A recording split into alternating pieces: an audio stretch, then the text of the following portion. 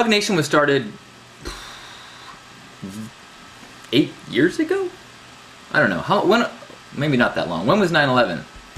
I mean, I know 9/11 is every year, but 2001. After 9/11, I was living in a webcam house, and after the nightmare of the initial experience, there was that camaraderie feeling, right? There was that feeling of, this is the kind of shaking up of a culture and a world that is problematic, kind of shaking up that could actually do something magical.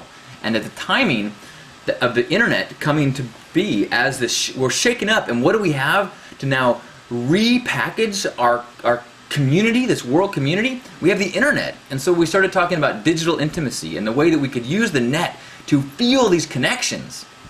So HugNation was a way to say, hey, let's take these digital things. As you're hearing my voice right now, you are hearing the vibrations of so there's actually a physical connection.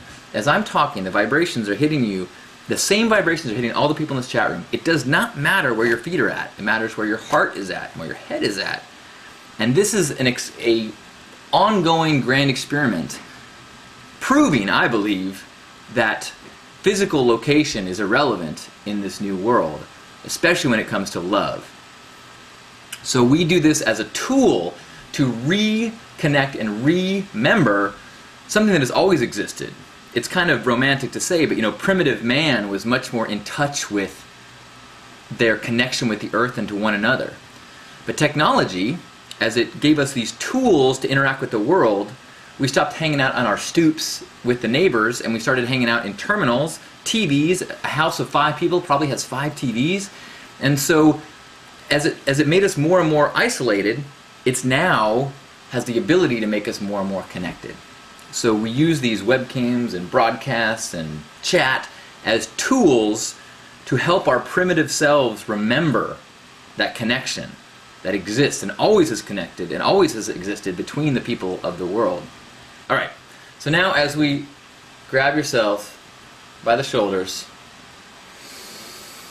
first off, because it's a pretty special group, let's send out a hug to all the people in this chat room that are here live right now. And as you squeeze your body, imagine you're squeezing all the people in this room and feeling their squeeze. The people that took the effort to show up for a moment of connection and love. I just find that so encouraging and empowering and strengthening in a world that is constantly letting me down in ways in terms of the potential of human beings, to know that, hey, there's a lot of us out there. Sometimes we just need a shove or a reminder that we're not alone. Thank you for that. Now, if you're watching the archives, feel this now too, because as we are recording this, as we are generating this energy, we are also bottling it up digitally. Taking this love, saving it into digital form, so that when you hit play, you are uncorking this bottle and releasing love into your world. I truly believe that is possible. It's one I think is the amazing gifts of the net that we are only slowly starting to understand, is that people whose energies are no longer a part of the physical planet, their love is contained in these video blogs and their words and their energy and their essence. The great spiritual teachers of the world, we can access them with one click, but I digress. So as we feel the people, now all of who you are, your identity, your to-do list, your job, your religion, your beliefs, the arguments that you've had, your position in line, everything that is defined what you are and what you're doing and what you need to do over the last week, let it go. All that stuff happens on the surface, on the crust of who you are, and yet it has nothing to do with who you are. Beneath that is your humanity, the shared things that you share with every person on the planet. The love, the heart, the compassion, the laughter, the joy, the fear, all of these things, this humanity is where we are all overlap.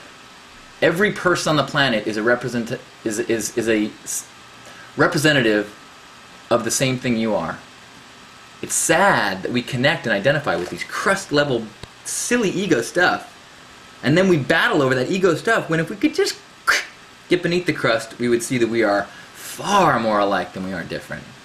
And that's the idea in HugNation, is that even though the news is telling you that, oh, look at all these differences, be careful, the truth is that all over the world there are far more people that would rather hug you than hurt you. And if you've ever traveled and interacted one-on-one with people, especially in places where the world tells you that are your enemy, when you connect one-on-one with people, we are a family. We are brothers and sisters. We are all cells in one cosmic divine being. And so for just 1 second, let's just let our me dissolve into a we and sit in that oneness for just a couple seconds.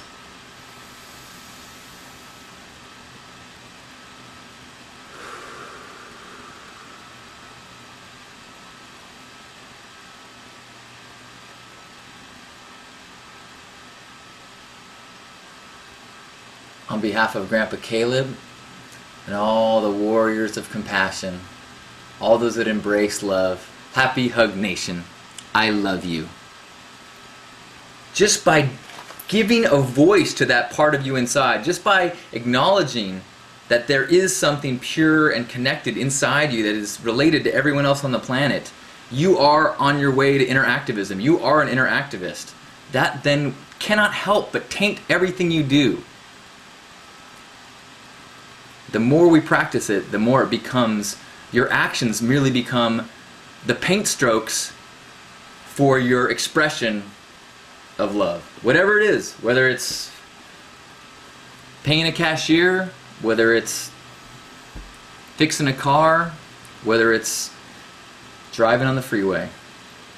Thank you so much for being a part of HugNation, for giving your energy and love to this, for feeling the energy, for stirring it up and rebroadcasting to the world. You are an ambassador as you go out through this week. Hopefully this gives you some strength and gives you a gift that you can share with everyone you meet, with your eyes, with a smile, and with an acknowledgement as every person you see, even as they're yelling at you, you go, oh wow, that crust sure is crusty. But underneath that, I love you. You don't have to say it out loud. In fact, it might not be appropriate. But you know it.